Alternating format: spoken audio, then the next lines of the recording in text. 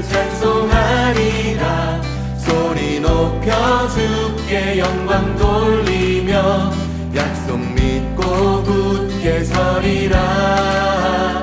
주의 약속하신 세상 염려 내게 엄습할 때에 말씀으로 힘써 싸워 이기며 약속 믿고 굳게 서리라. 성령의 검을 들고 성령의 검을 들고 구원의 투구를 쓰고 믿음의 방패와 진리의 띠로 말씀 위에 굳게 서리라. 성령의 검을 들고 구원의 투구를 쓰고 곧 하나님의 말씀을 가지라.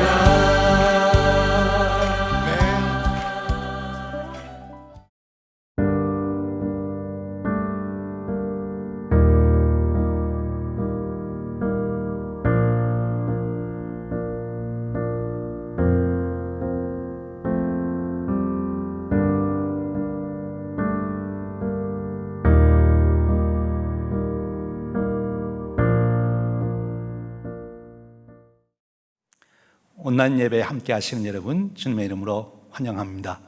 한 주간 어떻게 보내셨습니까?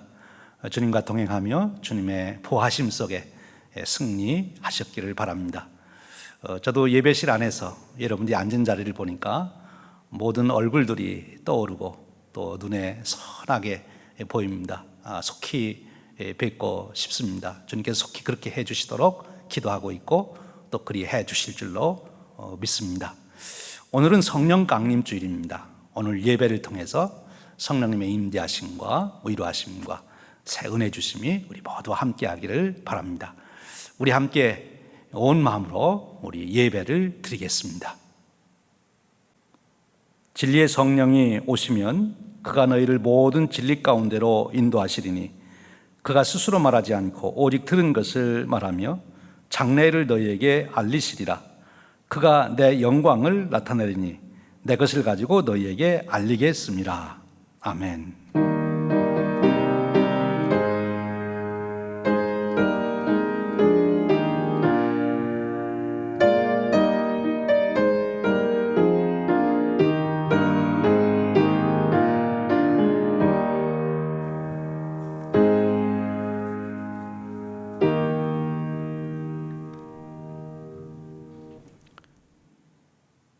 은혜로우신 하나님 아버지, 어려운 때에도 저희들을 생명싸개로 보호하시며 선히 인도하심을 인하여 찬송과 영광을 돌립니다. 친히 땅에 오셔서 우리를 죄와 사망에서 대속해 주시며 이제는 부활하셔서 만유의 주가 되시고 다시 오실 주님께 경배하며 영광을 돌립니다. 우리 안에 내주하셔서 끊임없이 우리를 위로하시고 성도의 삶을 살 수 있도록 권세와 능력을 더하시는 성령님께 감사와 찬송을 돌립니다. 삼일째 하나님, 오늘도 저희들이 드린 예배에 임재하시옵소서. 오셔서 크신 존귀와 영광을 받으시옵소서. 이제 예배 중에 예비하신 신령한 은혜로 저희들을 채워주셔서 저희들이 상한 심령을 치유해 주시기를 원합니다. 저희들을 위로해 주시기를 원합니다. 다시 새 소망을 볼 수 있도록 눈을 열어주시기를 원합니다. 이제 주시는 은혜로 충만하여져 두려움에 떨고 있는 세상에 나가 용기를 주게 하시고 어둠 속에 있는 자들에게 빛을 비칠 수 있도록 축복해 주시옵소서. 오늘 예배를 통하여 평강 가운데 매여 주심으로 예배를 마치고 우리들이 그 평강을 가지고 우리의 가정으로 일터로 세상으로 나갈 수 있도록 축복하여 주시옵소서. 우리 주님 예수 그리스도의 이름으로 기원하옵나이다. 아멘. 우리 모두 자리에서 일어나셔서 우리 함께 찬양하겠습니다. 할렐루야. 주일 예배에 오신 여러분 주님의 이름으로 축복합니다. 성령 강림 주일입니다. 성령님 이 시간 우리 가운데 오셔서 우리의 갈급한 심령을 채워주시옵소서. 우리 간절한 마음으로 함께 찬양하시겠습니다.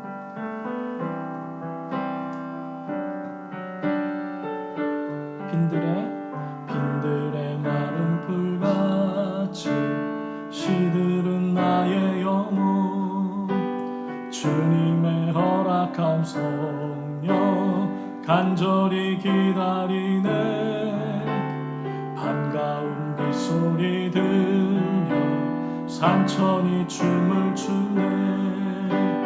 봄비로 내리는 성령 내게도 주옵소서. 가물어 메마른 땅에 단비를 내리시듯 성령의 단비를 부어 새 생명 주옵소서. 잘 따라 울고를 내려 초목이 무성하네.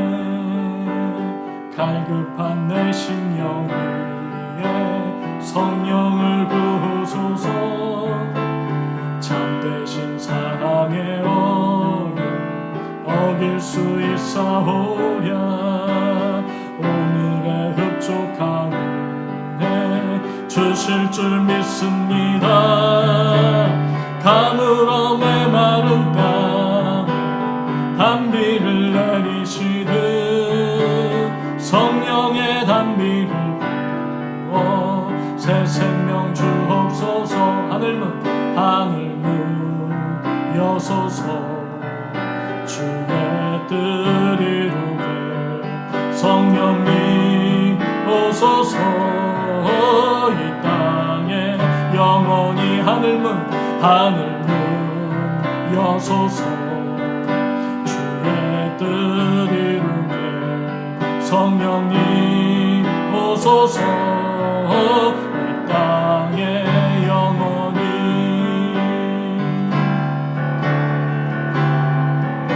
성령이 계시네. 할렐루야 함께 하시네. 좁은 길을 걸으며 밤낮 기뻐하는 것 주의 영이 함께 함이라. 성령이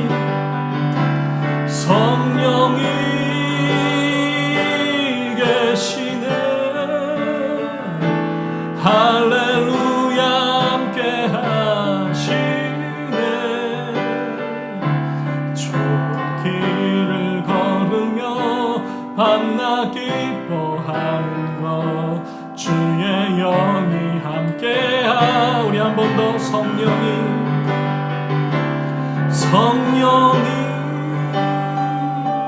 계시네. 할렐루야 함께 하시네.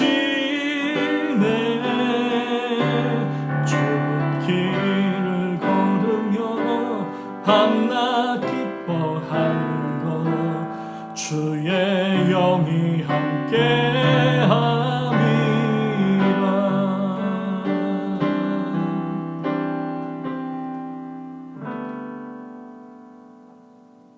우리 다 함께 사도신경으로 우리의 신앙을 고백합니다. 천지를 만드신 하나님 아버지를 내가 믿사오며 그 외아들 우리 주 예수 그리스도를 믿사오니 이는 성령으로 잉태하사 동정녀 마리아에게 나시고 본디오 빌라도에게 고난을 받으사 십자가에 못 박혀 죽으시고 장사한 지 사흘 만에 죽은 자 가운데서 다시 살아나시며 하늘에 오르사 전능하신 하나님 우편에 앉아 계시다가 저리로서 사한 자와 죽은 자를 심판하러 오시리라. 성령을 믿사오며 거룩한 공예와 성도가 서로 교통하는 것과 죄를 사하여 주시는 것과 몸이 다시 사는 것과 영원히 사는 것을 믿사옵나이다. 아멘. 성부 성자와 성령 찬송과 영광 돌려보내세. 태초로 지금까지 또 영원 무궁토록 성삼위께 영광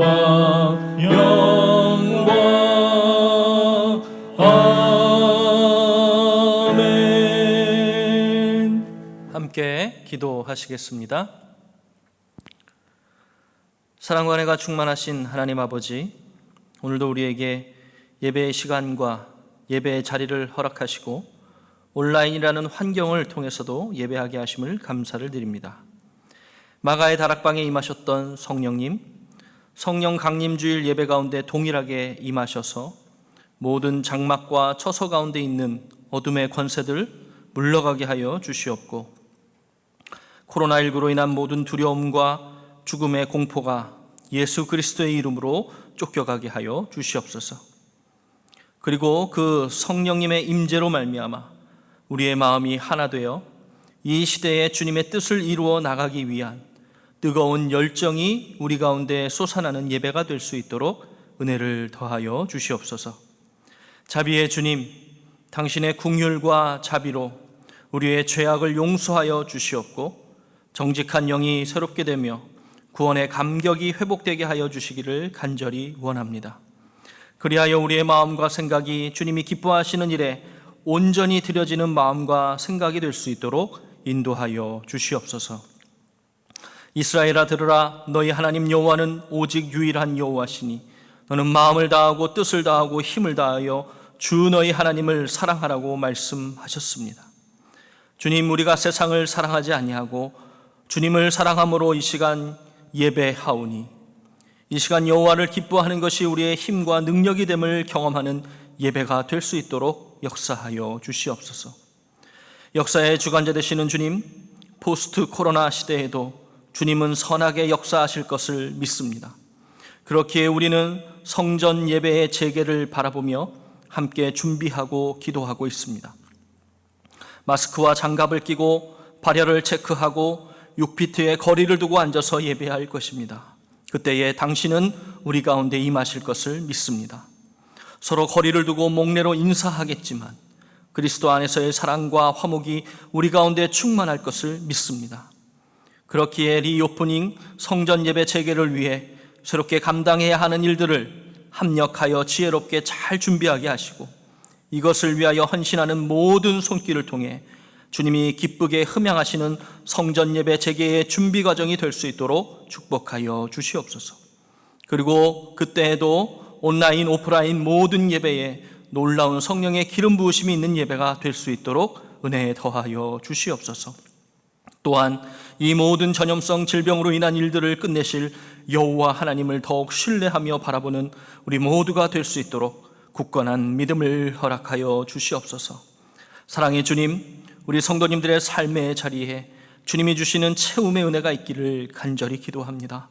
재정의 어려움, 여러 환경의 어려움, 걱정과 근심의 마음들을 주님 이해하시고 공감하시며 우리 가운데 함께하고 계심을 믿습니다.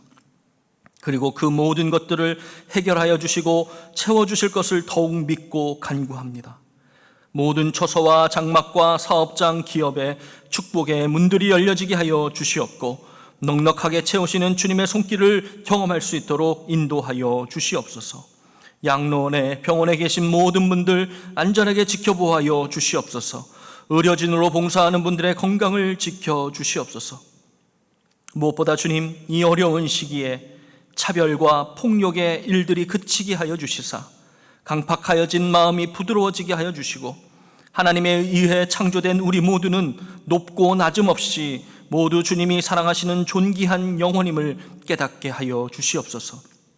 주님, 북녘 땅의 우리의 동포들은 어떻게 지낼까요? 선교사님들의 상황은 어떠할까요? 주님, 열악한 지역을 돌아보며 우리가 함께 도울 수 있는 사랑을 흘려보내는 마음이 우리 가운데 있을 수 있도록 넉넉한 마음, 부유한 마음을 주시옵소서. 담임 목사님 붙들어 주시고 늘 신원을 강건케 하여 주시옵고 영적인 능력이 충만할 수 있도록 붙들어 주시옵소서. 온라인 예배를 섬기는 분들, 성전 예배 재개를 위해 헌신하는 분들, 화단을 가꾸고 중보 기도로 다니엘 기도 운동으로 함께하는 기도하는 분들, 사랑의 나눔, 사랑 돌봄 센터를 위해 헌신하는 손길, 보이지 않는 곳에서도 주님의 몸된 교회와 성업을 위해 땀 흘리며 수고하는 모든 손길 위에 성령의 충만한 능력으로 함께하여 주시옵소서. 이 시간 어려움 중에도 구별하여 드리는 정성스러운 예물을 기뻐 받아주시고 그 드리는 손길 위에 주님이 채우시는 축복이 가득하게 하여 주시옵소서. 이 시간 마가의 다락방에 불꽃같이 바람같이 임하여서 그 마음을 채우신 성령의 임재를 사모하며 예배합니다. 우리의 예배를 받아 주시옵소서. 우리 가운데 임재하여 주시옵소서.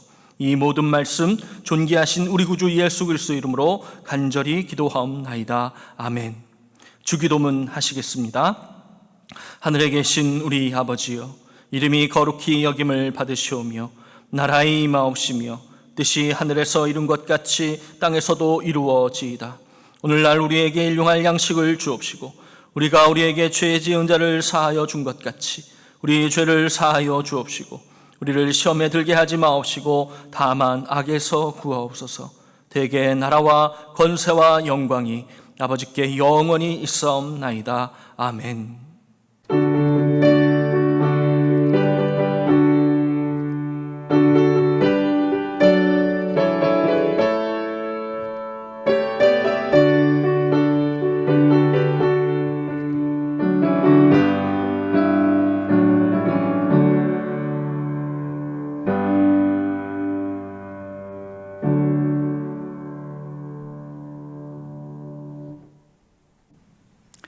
지금은 우리가 정성껏 모은 헌금을 우리 주님께 봉헌합니다. 드릴 헌금을 손에 정성껏 들고 드리셔도 좋고 또 성경책 위에 올려놓으시고 드리셔도 좋겠습니다.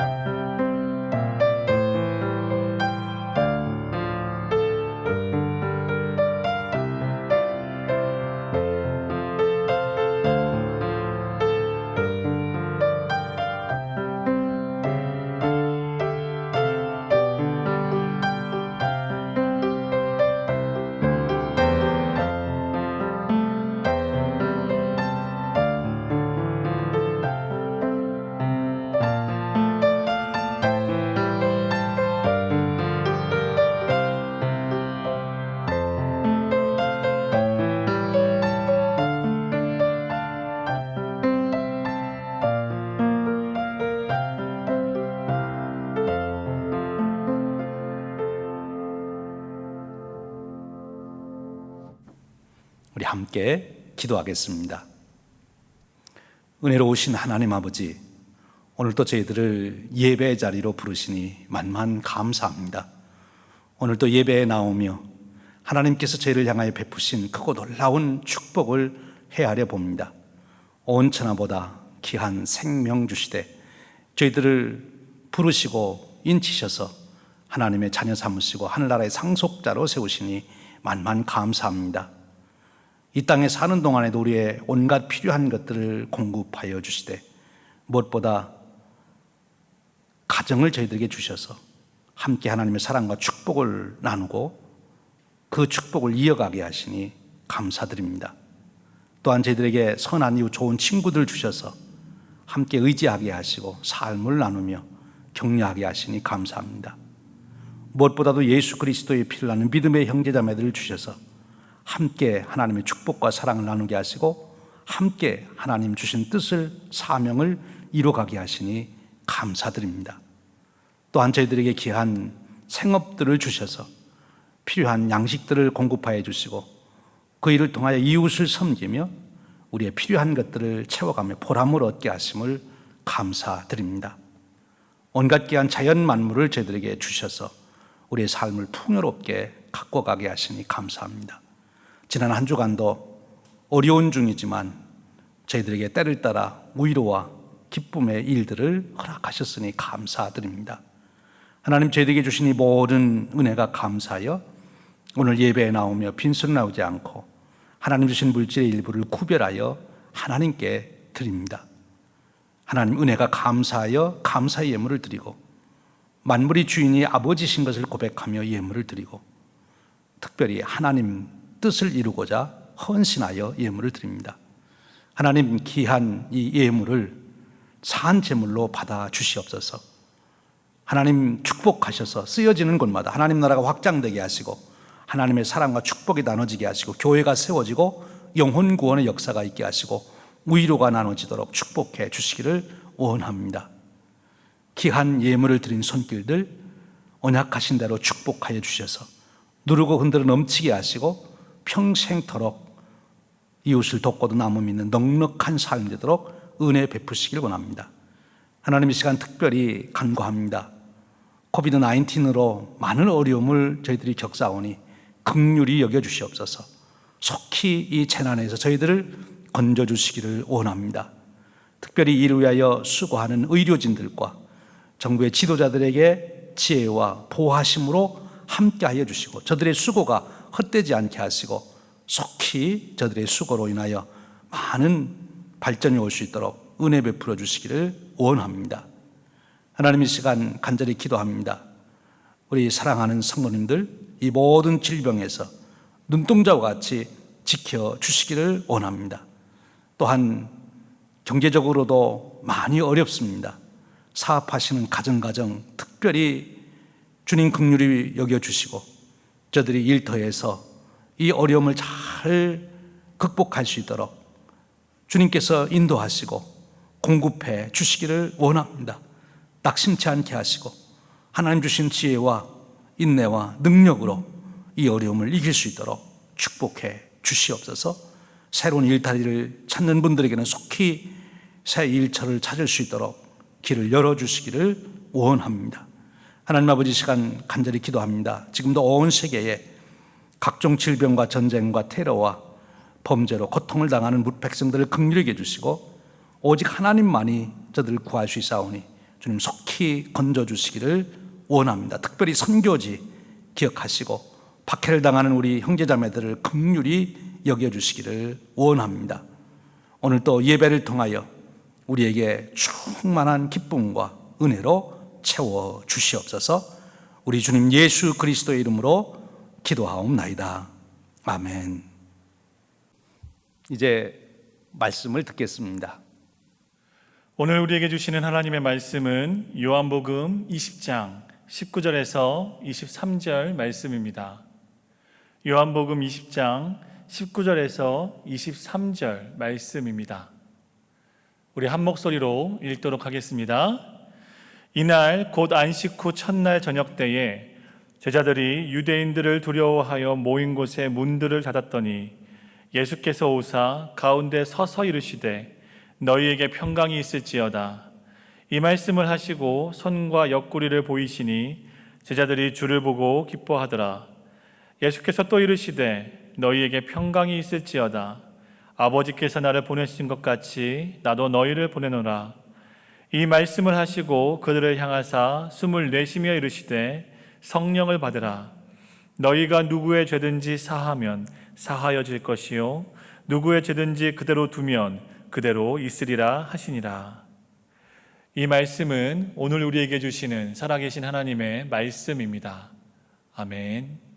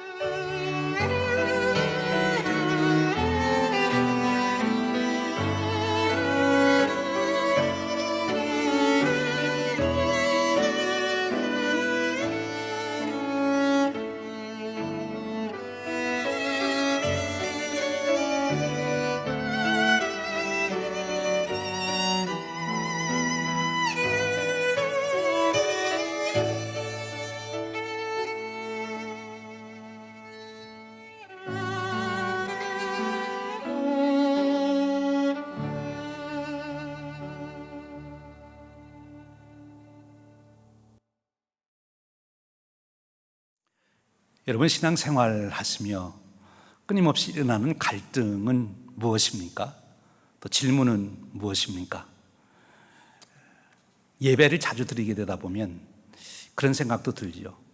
꼭 이렇게 예배를 자주 드려야 되나? 주일 예배 드리고 수요 예배 드리고 금요일 드리고 매일 새벽 예배 드리고 꼭 이렇게 예배해야 되나? 요즘에는 다니엘 기도회까지 하시는 분들은 너무 바쁘시다 그래요. 근데 이제 일정에 또 급하고 중요한 일이 생기면 때로는 그 모든 순서에 참여하는 것이 번거로울 때가 있죠. 그때 이제 드는 생각이 꼭 이렇게 해야 되나 하는 생각이 듭니다. 또 우리가 교회를 섬기고 또 어려운 이웃을 돕고 선교를 하다가도 그런 생각이 들 때가 있죠. 꼭 내가 이렇게 해야 되나? 왜 나만 이렇게 교회 나와서 수고하고 봉사해야 되나? 내가 저 사람들을 위해서 꼭 이렇게까지 봉사해야 돼? 좀 적당히 하면 안 되나? 이런 질문을 우리가 하게 되지요. 제 경험으로 보면 반드시 그런 생각이 들 때가 있습니다. 저도 목회를 하다가 힘든 상황이 있을 때가 있잖아요. 그러면 새가 머리 위로 날아가듯이 스쳐 지나가는 생각이 있어요. 꼭 이렇게 목회해야 되나? 또 꼭 이렇게 살아야 되나? 여러분, 이것은 사탄의 관계입니다. 우리들이 바로 성도로서 그 삶을 살지 못하도록 우리를 붙잡는 사탄의 관계인 것이죠. 사탄은 목적을 가지고 있습니다. 그 하나는 교회에 대한 것이죠. 어떻게든지 교회가 세워지지 못하도록 하고, 또 세워진 교회는 교회를 무력화시켜서 절대로 선교하지 못하도록, 또 다른 지역에 교회를 세우지 못하도록 무력화시키는 것이 사탄의 목적이죠.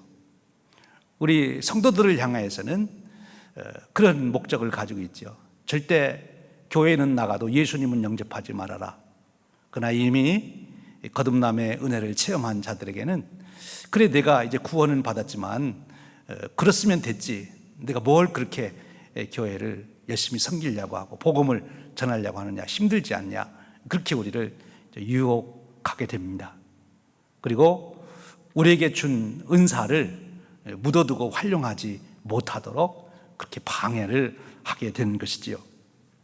교회를 무력화시키고 성도들을 무력화시켜서 그 거룩한 삶, 존귀한 삶을 살지 못하게 하는 것, 그것이 바로 사탄의 전략인 것입니다.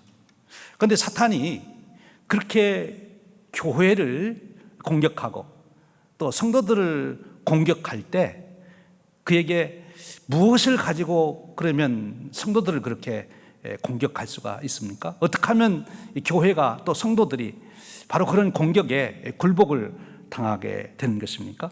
사탄이 끊임없이 집요하게 교회를 흔들고 성도들을 흔들어 놓는 그것이 무엇입니까? 사실 교회가 시작될 때부터 바로 그 역사는 있어 왔습니다. 오늘 우리가 읽은 요한복음 20장 19절에 그 아주 중요한 사탄의 전략 하나가 소개되고 있습니다. 20장 19절입니다. 이날 곧 안식 후 첫날 저녁 때에 제자들이 유대인들을 두려워하여 모인 곳에 문을 닫았더니 하는 것입니다. 유대인을 두려워하여 문을 닫았다. 두려움이지요. 두려우면 사람들이 꼼짝 못하게 되죠. 오늘 보니까 이 제자들이 예수님이 이미 부활하셔서 새 세상이 됐어요. 예수님께서 이제 사망의 권세를 이기시고 이제는 그 놀라운 역사를 이루어 가실 겁니다. 그런데 이들은 두려워서 스스로 문을 잠그고 자기들을 가두어 두고 있는 것을 보게 됩니다. 이제 그들이 세상을 향하여 나아가서 그 부활하신 주님을 증거하고 또 교회를 더 확장시켜 나가야 되는데 지금 그러지 못하고 자기들 스스로 자기들을 방 안에 감금해 두고 있는 것을 보게 됩니다. 무엇이 그리한 것이죠? 두려움 때문입니다. 그러면 이들에게 일어났던 두려움은 무엇입니까? 오늘 여기 성경에 보니까 유대인들을 두려워하여, 이 요한복음이 쓰여진 시기가 1세기 말에서 2세기 초라, 그렇게 학자들은 말합니다. 그러면 그때 이미 교회는 로마에까지 가 설립이 되었고, 그리고 방방곡곡에 이제 흩어진 그리스도인들이 복음을 전하는 그런 시기입니다. 그래서 이 그리스도인들이 사회에 드러나는, 영향력을 끼치는 그런 시기죠. 그래서 제일 1차적으로는 유대인들이 이 그리스도인들을 극심하게 핍박하기 시작했습니다. 그리고 그 뒤따라서 로마의 황제들이 또 초대교회 성도님들을 핍박하게 된 것이죠. 그들을 잡아옥에 가두고, 그들을 구타하고, 그들의 재산을 빼앗고, 심지어는 그들을 죽이기까지 하는 것이죠. 그런 것들이 그들을 두려움으로 지금 몰아넣고 있는 거죠. 그러니까 요한복음을 처음 읽는 독자들, 이 초대교회 성도님들은 바로 지금 예수님의 제자들이 두려워서, 유대인들을 두려워서 방 안에 스스로 감금했듯이 그들이 그런 위기를 경험하고 있었던 것입니다. 그런 위기를 경험하고 있던 그 초대교회 성도님들이 어떤 갈등을 겪게 되었을까요? 오늘 여기 등장하는 제자들과 같은 갈등이겠죠. 정말 내가 이렇게 예수를 믿어야 되나? 좀 편안하게 그렇게 믿을 수는 없는가? 내가 꼭 해당해서 출교를 당하면서까지 예수님을 믿어야 되나? 이 유대인으로서 출교를 당한다고 하는 것은 굉장한 불이익을 당하는 거거든요. 그러면서까지 내가 예수를 믿어야 되나? 여러분, 그런 그들이 그럼에도 불구하고 왜 예수를 믿어야 됩니까? 우리가 좀 더 여기서 깊이 생각해 볼 것이 있어요. 그러니까 그들이 겉으로 언뜻 보면 그들이 당하는 여러 불이익, 또 그들이 박해를 당하는, 핍박을 당하는 그 어려움, 그것 때문에 그들이 고민하는 것 같지만 사실 그들 내면에는 다른 고민이 있는 거예요. 정말 내가 예수님을 믿을 수 있나? 즉 다시 말하면 예수님이 정말 하나님의 아들이신가? 예수님이 정말 구세주신가? 예수님이 정말 부활하셨고 그리고 그분이 다시 오실 것인가? 예수님이 정말 하나님 나라를 지금 이루어가고 계신 것인가? 그것만 분명하다면 지금 내가 어떤 불이익을 당하더라도 내가 예수님을 믿고 예수님을 따르고 예수님 주신 말씀대로 내가 살겠는데, 과연 예수님이 하나님의 아들이시고 나의 메시아시고 온 인류를 구원하는 구세주가 되시느냐? 거기에 대한 질문을 하게 되는 거지요. 그것이 믿음의 뿌리입니다. 사탄도 그것을 너무나 잘 알고 있었다는 거예요. 그래서 사탄이 초대교회 성도님들을 공격할 때 그들에게 환난과 고통을 주는 것으로만 그들을 공격하는 것, 끝내지 않았다는 거죠. 오히려 사탄이 더 간교하게 초대교회 성도들을 공격한 것은 그들의 믿음의 뿌리를 흔들어 놓는 것입니다. 교회의 터전은 믿음에 있는 거죠. 믿음이 흔들리면 교회는 무너지는 것입니다. 성도의 힘이 어디 있습니까? 믿음에 있는 거죠.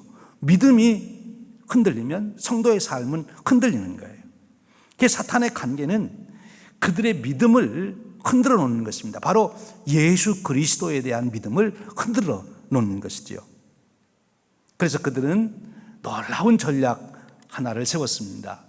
그것이 뭔가면 영지주의라고 하는 당시의 시대 사상을 동원해서 예수님은 우리의 메시아가 아니다, 하나님의 아들이 아니다 하는 것을 증거하게 되는 거죠. 그래서 초대교회 성도들의 믿음을 흔들어 놓는 거예요. 그런데 바로 예수님이 하나님의 아들이라고 하는 확실한 증거, 그것이 무엇이냐? 바로 그것이 부활인 것입니다. 오늘 예수님의 제자들이 두려워서 문을 잠고 있을 때 어떻게 그 두려움을 해결하는 일이 되어집니까? 보니까 예수님께서 친히 나타나셨어요. 20절에 보면 이 말씀을 하시고 손과 옆구리를 보이시니 제자들이 주를 보고 기뻐하더라. 예수님이 정말 부활하셨는지 안 하셨는지 그에 대해서 궁금해하고 의심하고 있는 제자들. 사실 제자들이 두려웠던 것은 유대인들의 박해 때문에도 두려웠지만 정말 예수님이 살아계신 분이신가? 지금도 우리와 함께 하시는 분이신가? 그것이 그들에게 확신이 없어서 두려웠던 거예요.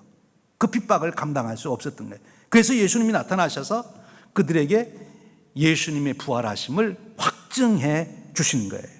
직접 나타나셔서 손과 옆구리를 보여주셨습니다.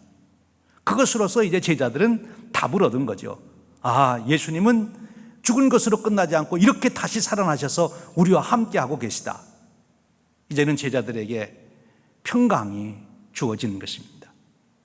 예수님께서 제자들에게 나타나셔서 너희에게 평강이 있을지어다 이렇게 평강을 선언하셨는데, 이것은 마치 하나님께서 처음에 천지 만물을 창조하실 때 빛이 있으라 하니까 빛이 존재하게 되잖아요. 지금 예수님도 오셔서 너희들이 평안을 어떻게 해서 얻어라 그러시질 않고 그저 평강이 있을지어다 하고 선언을 하십니다. 이 선언을 하면 그것은 자동적으로 이루어지도록 돼 있어요. 그런데 어두움을 몰아내기 위해서 빛이 오면 어둠이 몰아내듯이 예수님께서 그들의 두려움을 몰아내고 평강이 임하도록 하시기 위해서 하신 일이 뭔가면 부활하신 예수님을 보여주시는 거예요. 그러니까 예수님의 부활이라고 하는 그것이 확신으로 오게 되면 평강은 자동적으로 임하게 되는 것입니다. 그래서 평강이 있을지어다 그렇게 선언하신 거예요. 그러니까 예수님의 부활의 확실성, 그것이 바로 예수님에 대한 믿음을 견고하게 해주시는 거고, 그것이 모든 환난, 심지어 죽음까지도 극복할 수 있는 그런 평강으로 함께 하시게 된다는 거지요. 바로 그래서 사탄은 이 부활 신앙을 흔들기 위해서 당시의 영지주의를 동원한 것입니다.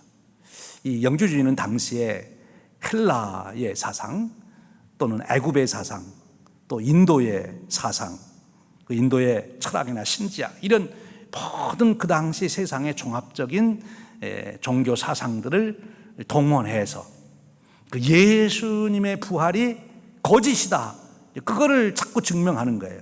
그게 소위 가현론, 덕계시즘이라고 하는데, 이 가현론을 만들어 가지고 예수님은 실제로 살아난 것이 아니다, 이런 이론을 만들었던 것입니다.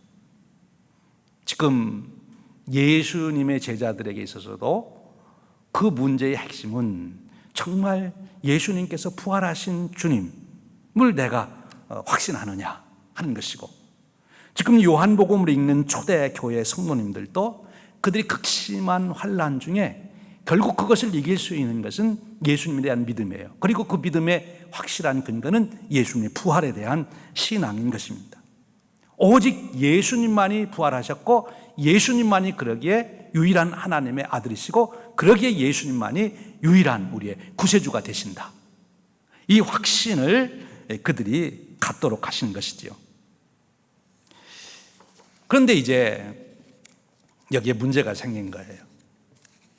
예수님이 아직 승천하시기 전이시니까 제자들이 예수님을 의심할 때, 정말 예수님 부활하셨나 이렇게 의심하고 있을 때 나타나셔가지고 손도 보여주시고 옆구리도 보여주시고, 그래서 예수님이 부활하셨다는 확증을 주셨는데, 그럼 예수님이 이제 승천하시고 나면 어떻게 할 겁니까?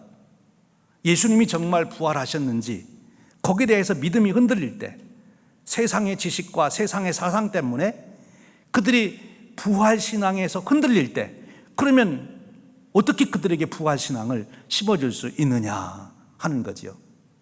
이미 요한복음을 읽고 있는 초대교회 성도님들은 이제 예수님을 실제로 그의 손에 못자국 난 것, 그의 옆구리의 창작을 보면서 아, 예수님이 정말 죽은 자 가운데 살아나셨구나, 그것을 이제 확인할 길이 없습니다.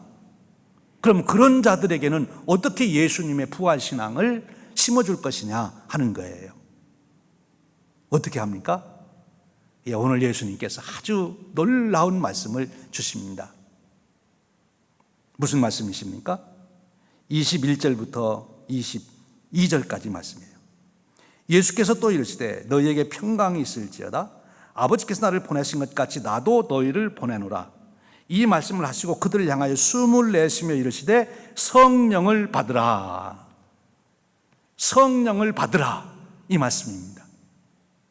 이미 예수님께서 요한복음 16장 이하에서 내가 이제 얼마 있으면 너희들을 떠날 터인데 그래도 걱정하지 말아라. 내가 다른 보혜사를 너희에게 보내주겠다. 그리고 그 보혜사가 오면 나에 대해서 정확하게 깨닫도록 해 주실 것이다. 진리 가운데로 인도할 것이다. 그런 약속의 말씀을 주셨어요. 그런데 이제 다시 한번 그 성령님이 이제 곧 오실 거니까 그 성령님을 받아라. 그렇게 지금 말씀하고 계시는 거지요. 그렇습니다.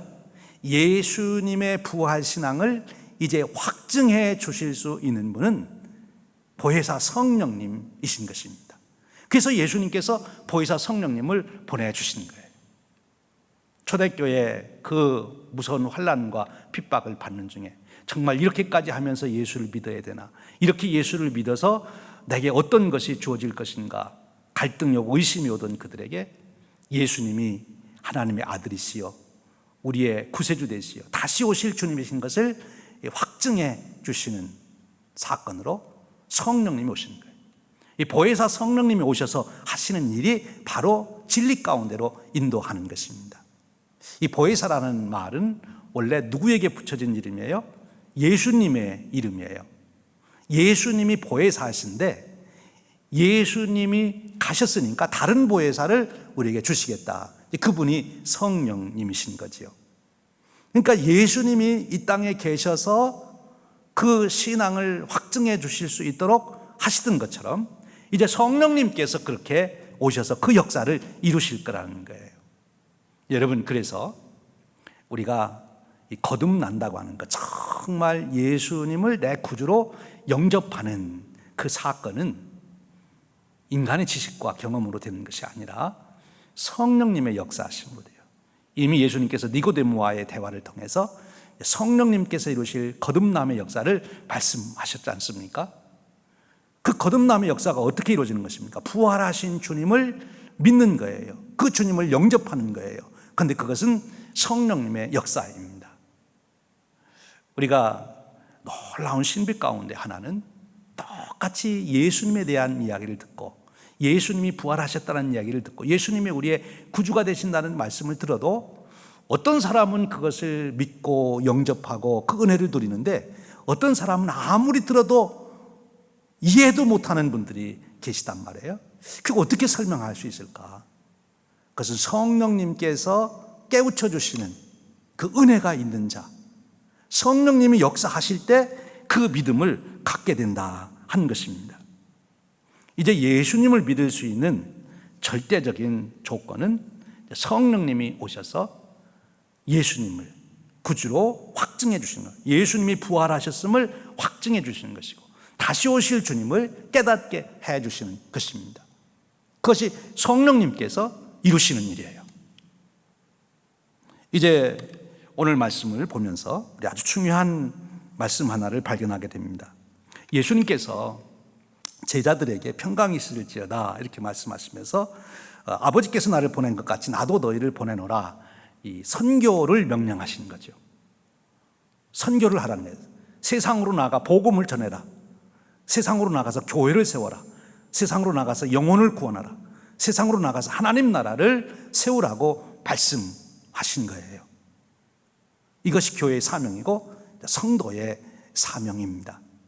여러분, 우리가 아무리 어려운 때를 살아가도 심지어 환난을 당하고 핍박을 당해서 피난살이를 할 때라도 우리가 잊지 않고 반드시 해야 될 일이 있다면 그것은 선교인 것입니다. 복음을 전해서 영혼 구원의 역사를 이루고 교회를 세우고 그리고 하나님의 사랑과 축복으로 세상을 건설해 나가는 하나님 나라를 확장해 가야 된다는 것이죠. 그것이 성도의 사명이고 교회의 사명이에요. 그런데요, 그 선교가 내 힘으로 되느냐 그거예요. 그 선교를 위해서 오늘 주님은 또 한 번 성령님의 필요성을 말씀해 주시고 있어요. 선교는 내 힘과 열정과 내 지혜와 내 수단으로 되는 것이 아니다. 선교는 성령님께서 함께 하실 때 이루어지는 것이다. 그래서 주님께서 사도행전에서는 말씀하시지 않습니까?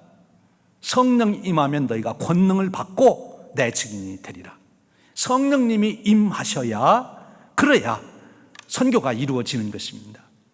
그래서 우리가 주님이 주신 그 사명을 감당하기 위해서 주님 저를 선교로 나가겠습니다. 제가 복음을 전하겠습니다. 제가 하나님의 뜻을 실현하는 이 사회를 만들겠습니다. 이런 결단을 하고 행동을 옮기기 전에 우리가 먼저 알아야 될 것이 있어요. 그것은 뭔가면 성령님이 우리에게 오셔야 된다 하는 것입니다. 성령님이 우리에게 오셔야 그 권능을 입고 우리가 나가서 영혼을 구원하고 교회를 세우고 사회를 변화시키는 그 놀라운 역사를 이룰 수가 있다는 것입니다. 성령님이 없이는 이루어질 수가 없다는 거예요. 그래서 오늘 주님께서는 선교의 명령을 하시면서 그리고 주신 말씀이 뭔가면 숨을 내쉬면서 그리고 성령을 받으라 그렇게 말씀하십니다.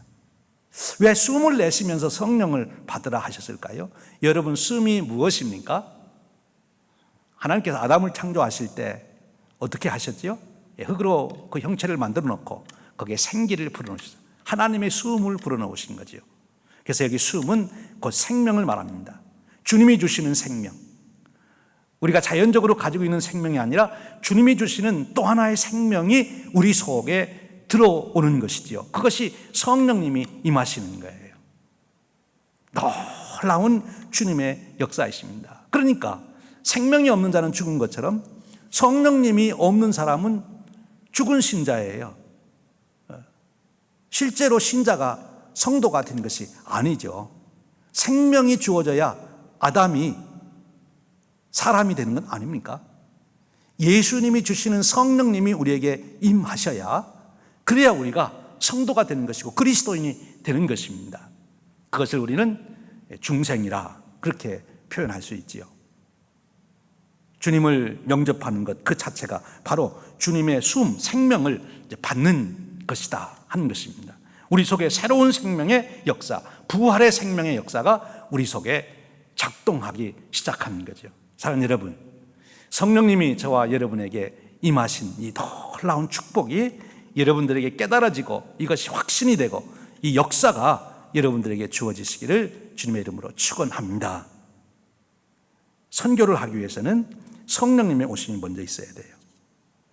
그런데요, 지금 이 선교를 하지 못하도록 하는 것이 사탄의 관계라 그랬잖아요. 교회를 무력화시켜서 그래서 선교를 못하게 하는 것이 사탄의 관계다. 그러면 이 사탄이 교회가 무력화되게 하려면 어떻게 해야 되느냐? 예수님을 못 믿게 하는 거죠. 예수님의 부활하심을 못 믿게, 예수님을 하나님의 아들로 메시아로 못 믿게 하는 게 사탄의 전략이에요. 많은 세상의 사상을 동원하고 시대 사상을 동원해서 그렇게 만드는 거예요. 오늘날도 마찬가지 아닙니까? 오늘날도 옛날 초대교회 때 영지주의가 그런 역할을 했다면 지금은 사탄은 이 포스트 모더니즘의 사상을 가지고 다원주의라고 하는 사상을 가지고 교회가 선교를 하지 못하도록 하는 거죠.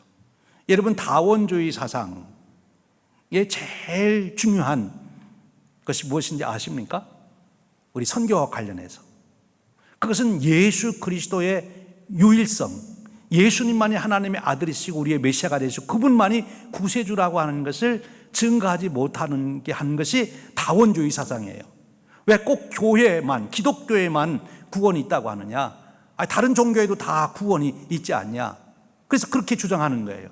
아니 이미 불교로 구원 받아가지고 잘 사는 사람한테 왜 가서 예수 믿으라고 하냐? 그냥 그대로 구원받은 대로 내버려 두지. 선교를 못하도록 막는 것이지요. 이것이 옛날 영지주의를 동원해서 초대교회를 무력화시키려고 했다면 지금은 이 포스트 모더니즘 속에 있는 다원주의를 통해서 복음을 전하지 못하도록, 예수 그리스도를 전하지 못하도록 하는 사탄의 관계를 우리가 보게 되는 것입니다. 그런데 바로 그런 관계를 무너뜨리고 예수 그리스도의 복음을 전할 수 있게 만드는 분이 누구시냐? 성령님이시라는 거예요. 성령님이 우리에게 임하시게 되면 우리는 오직 부활하신 주님, 그 진리를 알게 되기 때문에 우리는 그 진리를 증거하지 아니할 수가 없는 거죠. 그래서 우리가 영혼 구원을 위해서, 교회를 세우기 위해서 우리가 선교의 열정을 다하게 되는 것입니다. 여기서 우리가 다시 한번 정리해 봅니다. 예수님 말씀대로 우리가 산다면 좀 내가 손해보는 것은 아닌가? 이렇게 신앙생활하다가 그런 갈등이 올 때가 있지 않습니까? 또 예수님 믿는다고 하다가 불이익을 당할 때가 있지 않습니까? 그때 이제 우리에게 오는 갈등이 그거지요. 꼭 이렇게 예수 믿어야 되나? 여러분, 그때 여러분 마음을 잘 보십시오. 정말 여러분들이 주님을 믿고 있는지, 그리고 부활하신 주님을 여러분들이 믿고 있는지, 그리고 다시 오실 주님을 기다리고 있는지, 그 진리 가운데 이르도록 성령님께서 여러분 안에 역사하시기를 주님의 이름으로 축원합니다. 그런 의심이 들어올 때마다, 그런 갈등이 일어날 때마다 성령님께서 다시 여러분들에게 확증해 주시는 거예요. 우리 주님께서, 오직 부활하신 주님께서 우리의 유일하신 구세주시고 다시 오시는 만유의 주가 되시는 분이시다. 그래서 우리는 다시 견고하게 서게 되는 것입니다. 여러분, 선교를 위해서도 우리가 끊임없이 성령님의 그런 깨우침을 우리가 받아야 되는 거죠. 우리가 게을러지려고 할 때마다, 우리가 나태해지려고 할 때마다 성령님께서 저와 여러분에게 오셔서 바로 주님에 대한 확증을 일깨워 주시는 그런 축복이 함께 하시기를 축원드립니다. 이제 그러면 어떻게 우리가 이 성령의 충만함을 우리가 받을 수 있느냐 하는 거예요. 이 성령님을 받으라 그랬는데, 그럼 우리가 해야 될 일은 무엇이냐? 예수님께서 말씀하신 대로 이미 오순절날 성령님 임하셔서 초대교회는 놀라운 역사가 이제 시작이 됩니다. 그러면 오늘 우리에게 있어서는 어떻게 해야 되느냐 하는 거지요. 우리 믿음의 선배가 되는 잔 웨슬레이 목사님을 통해서 우리가 지혜를 얻습니다. 이 잔 웨슬레이 목사님에게는 일생에 2번 놀라운 성령의 은혜를 체험한 사건이 있습니다. 그 첫 번째가 1738년 5월 24일 날 그가 중생하는 체험을 하죠. 여러분 잘 아시는 대로 올드스게이트 거리에 있는 모라비안 신도회가 모이는 거기에 이 잔 웨슬레이 목사님이 참석을 합니다. 그래서 거기서 마틴 루터의 서문을 읽는 그 말씀을 듣는 중에 그 마음이 뜨거워지면서 그가 예수님을 확실하게 구주로 믿는 성령님의 역사죠. 그것이 거듭남의 역사입니다. 중생의 체험입니다. 그동안도 몰랐던 게 아니에요. 그동안도 성경 말씀을 몰랐던 게 아니에요. 그런데 잔 웨슬레이 목사님의 마음속에 확신으로 심어진 거예요. 그건 성령님의 역사지요. 놀라운 체험이죠. 그걸 통해서 잔 웨슬레이 목사님의 인생의 절대 전환점이 오게 된 거지요. 그러나 잔 웨슬레이 목사님의 체험은, 성령 체험은 거기서 끝나질 않습니다. 1738년 5월 24일 올드스게이트 그 거리에 있었던 모라비안 신도의 집회에서 그가 중생의 은혜를 체험했다면, 이제 그가 그 체험 후에 계속해서 성령님에 대한 갈급함을 갖습니다. 그러다가 1739년 1월 1일입니다. 그때 놀라운 체험을 합니다. 그것을 페털라인 성령 체험이라 그렇게 말하는데, 그 체험에 대해서 존 웨슬레이는 그의 일기에 이렇게 기록해 놓고 있습니다. 1739년 1월 1일 미스터 홀, 킨친, 잉햄, 휘필드, 허친스 그리고 나의 동생 찰스가 우리의 형제 모라비안 60여 명과 함께 우리는 페털라인 애찬회에 참석하였다. 그 다음이 중요합니다. 끊임없이 기도하기를 새벽 3시까지 계속하였다. 하나님의 능력이 우리에게 강하게 임하였다. 많은 사람들이 놀라운 기쁨으로 소리쳤다. 많은 사람들이 땅에 떨어졌다. 전능하신 하나님의 현존을 경외와 놀라움으로 사로잡힌 다음 우리는 한 목소리로 소리쳤다. 오 하나님, 우리는 당신을 찬양합니다. 우리는 당신이 주님 되심을 깨달았습니다. 이것이 존 웨슬레의 성령 충만함의 체험이다. 그렇게 볼 수 있습니다. 중생의 은혜로 끝나지 아니하고 존 웨슬레는 이 성령 충만함의 체험을 받게 되는 것이죠. 그때부터 존 웨슬레 목사님의 사역에 놀라운 능력이 나타나고 존 웨슬레 목사님의 우리 감리교 운동이, 신앙 운동이 크게 발전하는 것을 보게 됩니다. 이 성령 체험. 여러분, 얼더스켓거리에서 경험한 중생의 체험은 일생에 딱 한 번밖에 없는 것입니다. 성령 세례는 한 번으로 끝나는 거예요. 그러나 지금 베틀라인에서 체험한 그 성령 체험, 성령 충만함의 체험은 계속해서 일생을 가면서 반복적으로 이루어져야 되는 것입니다. 존 웨슬레는 그것을 성화의 과정으로 말씀하셨어요. 그 성령 충만함을 계속 체험하면서 우리의 내적인 인격의 변화와 그리고 능력의 역사가 함께 나타나는 그런 은혜를 경험하게 되는 거지요. 성화의 과정으로 가는 거예요. 이 성화의 과정, 크리스찬의 완전에 이를 때까지 끊임없이 반복적으로 성령 체험을 하며 그 은혜를 경험하게 된다 하는 것입니다. 사랑하는 여러분, 저와 여러분에게도 이런 성령님의 놀라운 역사가 체험되기를 소원합니다. 옛날에 한 번 성령의 은혜를 경험한 것으로 끝나지 않고 여러분의 삶 속에 다시 거듭 성령 충만함의 역사를 경험하는 그런 축복이 주어지시길 바랍니다. 그래서 우리가 더 성결해지고 더 성화의 은혜의 깊은 자리에 나가기로, 우리의 인격까지 변화되는 그런 놀라운 축복을 경험하게 되는 것입니다. 릭 워렌 목사님이 어떻게 우리가 그런 은혜를 체험할 수 있는지 잘 정리해 주는 글이 있습니다. 영적 성숙은 자연 발생적인 것이 아니다. 그것은 의도적인 결단이다. 당신은 성숙하기를 원하지 않으면 안 된다. 성숙하기를 결단하여야 한다. 성숙하기를 노력하여야 한다. 성숙하기를 추구하여야 한다. 제자됨은 항상 결단으로 시작한다. 예수님께서 제자들에게 이제 성령을 받으라 이렇게 말씀하심으로 인해서 제자들은 그때부터 성령님을 사모합니다. 그리고 그들은 예수님이 승천한 후에 함께 모여서 열심히 기도하며 그 성령님이 임하시기를 사모했습니다. 그때 오순절 성령 역사가 일어난 거지요. 그 후에도 계속해서 예수님의 제자들은 반복적으로 성령 충만의 역사를 경험하게 되는데 사모할 때 성령님이 임하셨다고 하는 거예요. 예수님의 처음 제자들이 두려움 속에 있을 때 주님 나타나셔서 그들에게 평강을 주신 것처럼 우리가 인생의 여정 중에 두려움이 있을 때마다 성령님이 우리에게 오시면 우리에게 평강이 주어지십니다. 우리가 선교적 사명을 감당하려고 할 때 성령님이 오시면 우리가 그것을 감당할 수 있는 능력을 주십니다. 성령님은 은사와 성령님의 열매로 우리에게 끊임없이 역사하심으로 우리가 온전한 그리스도인의 삶에 이르는 그 축복을 우리에게 주시는 것이지요. 여러분, 가장 중요한 것은 이제 우리의 마음의 준비입니다. 성령님 오시옵소서. 오셔서 저를 충만히 채워주시기를 원합니다.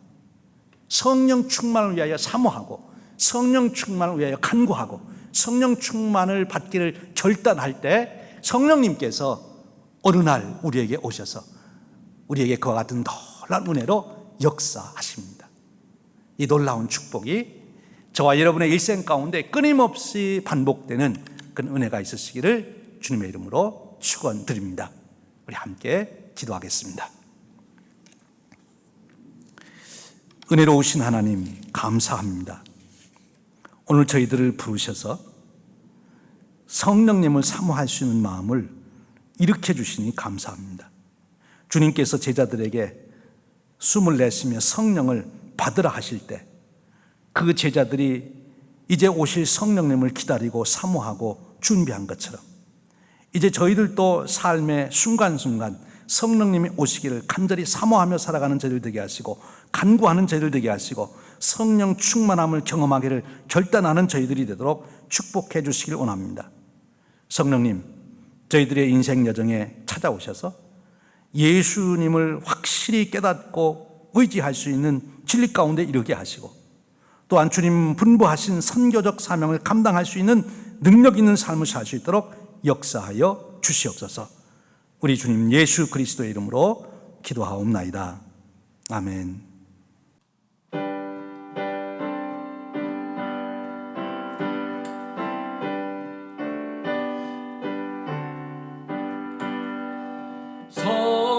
성령이여 강림하사 나를 감하시고 애통하며 회개한 맘 충만하게 하소서. 예수여 비오니 나의 기도 들으사 애통하며 회개한 맘 충만하게 하소서. 성령이여 강림하사 크신 권능 주소서. 원하옵고 원하오니 충만하게 하소서.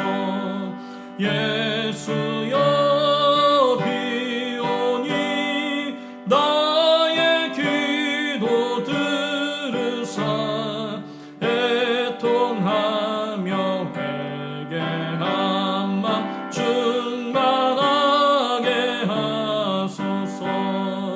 힘이 없고 연약하나 엎드려서 비오니 성령 강림하옵소서. 충만하게 하소서. 예수여 비오니 나의 기도 들으사 애통하며 회개한 맘 충만하게 하소서. 정케하고 위로하사 복을 받게 하소서. 충만하게 하시오니 무한 감사합니다. 예수여 비오니 나의 기도 들으사 애통하며 회개한 맘 충만하게 하소서. 아멘. 지금은 우리 주님 예수 그리스도의 크신 은혜와 하나님 아버지의 극진하신 사랑하심과 성령님의 감화 감동 교통 충만하심이 성령을 사모하며 성령 충만을 소원하는 온 성도님들 머리 위에 영원토록 함께 하시기를 간절히 축원하옵나이다. 아멘.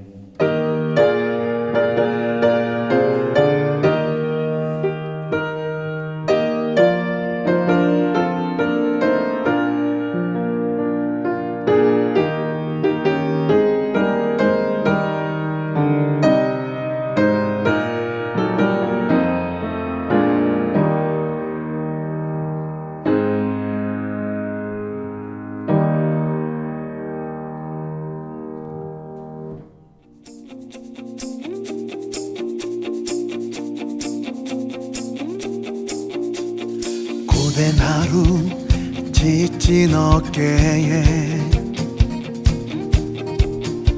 고개를 떨구는 너의 모습 보며 주가 너의 오늘을 묻는다. 내가 선택한